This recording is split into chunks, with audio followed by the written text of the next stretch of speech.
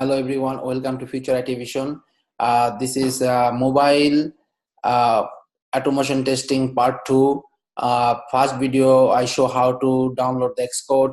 Now I will show you how to create a bash profile.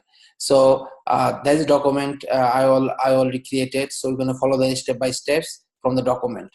So if you go my documents here, there is a second video how to set up a bash profile. Is typical install of OS X on create a bash profile when you want to run function from your command line. So we need to open your command line and create a bash profile. So I'm going to copy it, which is I'm going to copy it and follow the instruction. So if you go your terminal,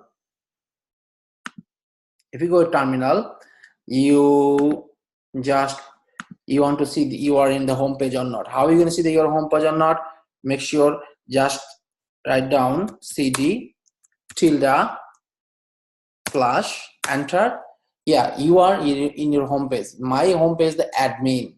So now we want to see do you have bash profile already have or not? How are you going to see that? If you say ls, so I don't see any bash profile here. If you want to say hidden file, you have to say ls -a. So I don't see any dot bash profile is here. So now we're going to create a bash profile. So I'm going to clean it, Command K. So now if you want to create a bash profile, what do you have to do? So follow the instruction. I say just go cd tilde, then write down touch.bash profile. So touch.bash profile. Touch basically create for a folder or file. So now bash profile is created. Now if I say it lsa -a, now I should be able to see dot bash profile. The bash profile already created. So now why do I need the bash profile?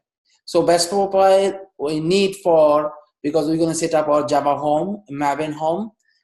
For that reason we need that. So next video I will be showing you how to download Java, install the Java, and how to set the Java home.